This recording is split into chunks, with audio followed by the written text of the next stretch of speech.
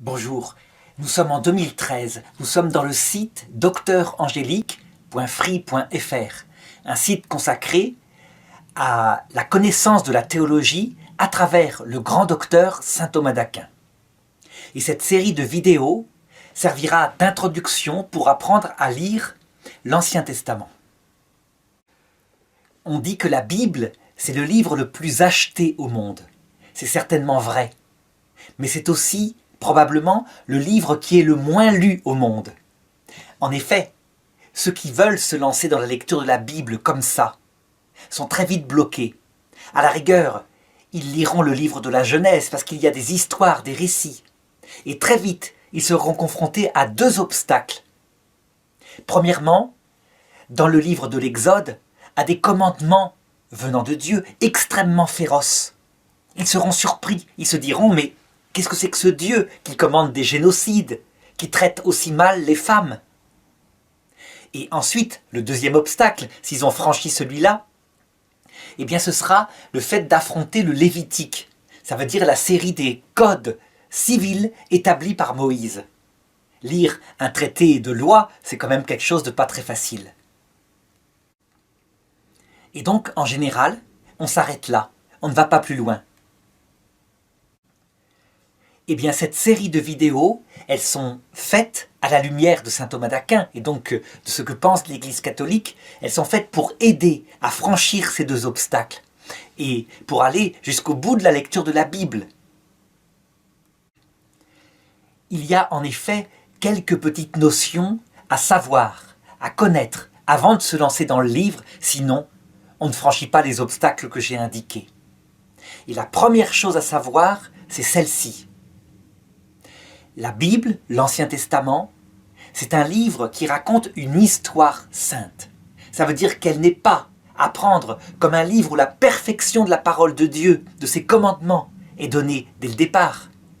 Mais elle raconte plutôt comment Dieu, au cours des temps, au cours de plusieurs milliers d'années, a peu à peu fait cheminer un peuple depuis la barbarie jusqu'à la venue du Christ, avec le message du Christ qui est le sommet de la sainteté, un sommet qui ne sera jamais dépassé et qui sera accompli en perfection au ciel. Cette première notion, le fait que la Bible est un livre qui raconte un devenir, un progrès, est essentiel. Si on ne l'a pas en tête, comme je le disais, on ne franchit pas les commandements anciens qui paraissent parfois si sauvages. Je voudrais donner simplement un exemple. Dans le livre de la Genèse, dans les 12 premiers chapitres du livre de la Genèse, il est raconté le commandement suivant. Pour un œil qui m'a été crevé, j'ai tué un homme. Pour une meurtrissure, j'ai tué sa famille. C'est la loi de Lamech, un de ces guerriers fameux des temps jadis. En comparaison, à l'époque de Moïse, on voit être établi ce qu'on appelle la loi du talion. Œil pour œil, dent pour dent. On pourrait se dire, mais quelle est la loi qui est la bonne? Est-ce que c'est la loi de Lamech ou est-ce que c'est la loi de Moïse?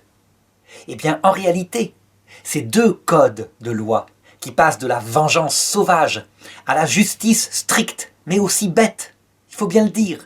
Parce que œil pour œil, ça dépend comment l'œil a été perdu. Si l'œil est perdu parce qu'un accident, un coup de faux qui est parti sans le vouloir, c'est pas pareil qu'un œil perdu parce que volontairement je l'ai crevé. Ça, Moïse n'en tient pas compte.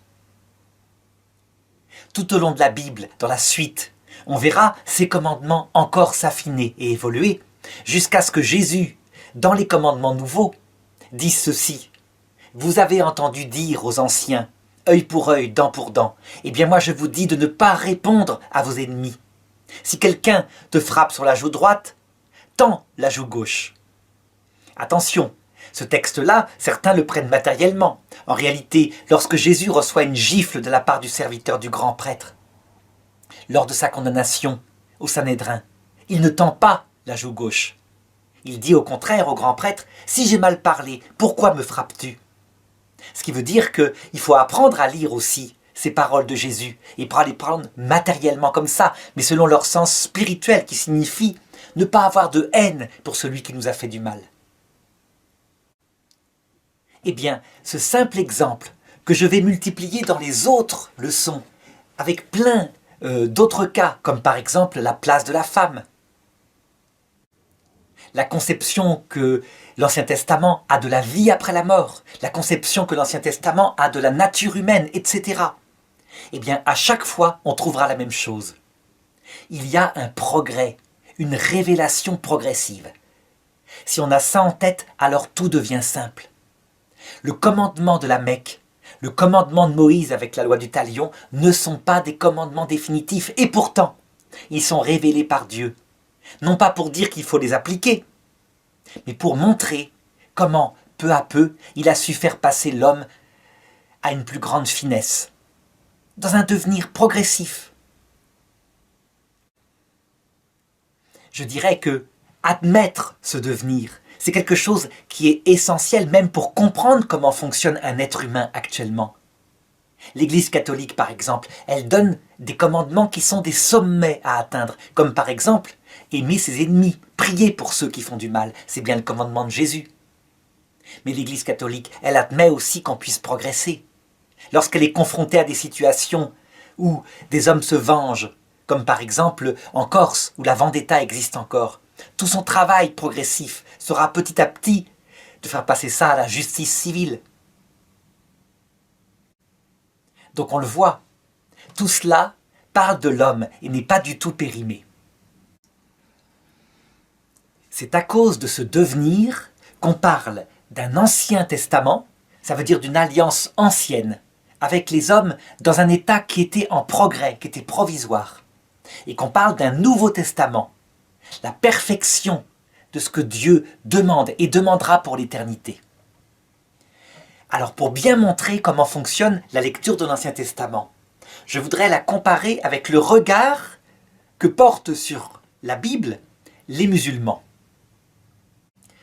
Pour les musulmans, il n'y a pas de devenir.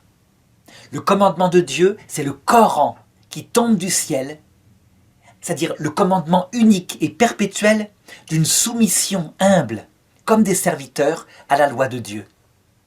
Et donc pour eux, le Coran est tombé directement à Adam et Ève, tel qu'il est. Puis il est tombé au niveau de Moïse. Et Jésus aussi a reçu et a prêché le Coran comme prophète, puisque pour les musulmans, Jésus est un prophète, il n'est pas Dieu fait homme.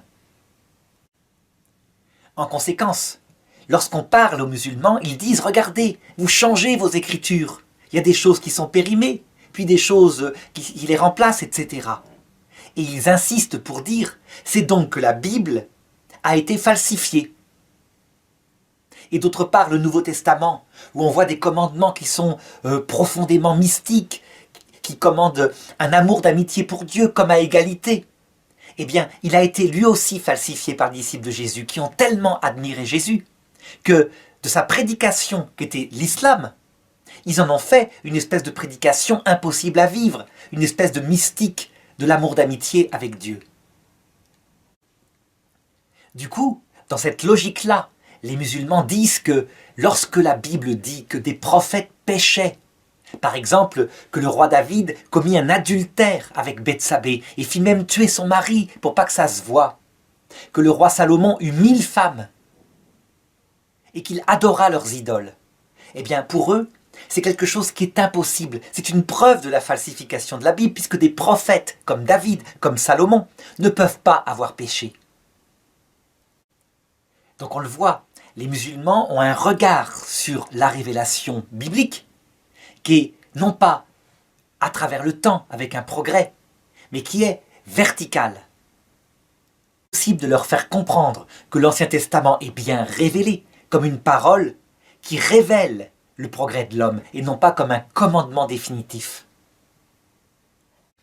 Voilà, je n'insiste pas sur ce point qui est pourtant la première de ces leçons d'introduction à la lecture de l'Ancien Testament et la plus essentielle. Je dirais donc que si quelqu'un retient bien cette notion, celle d'un devenir dans la révélation, eh bien, du coup, il a une première arme indispensable pour pouvoir aborder l'Ancien Testament sans s'arrêter.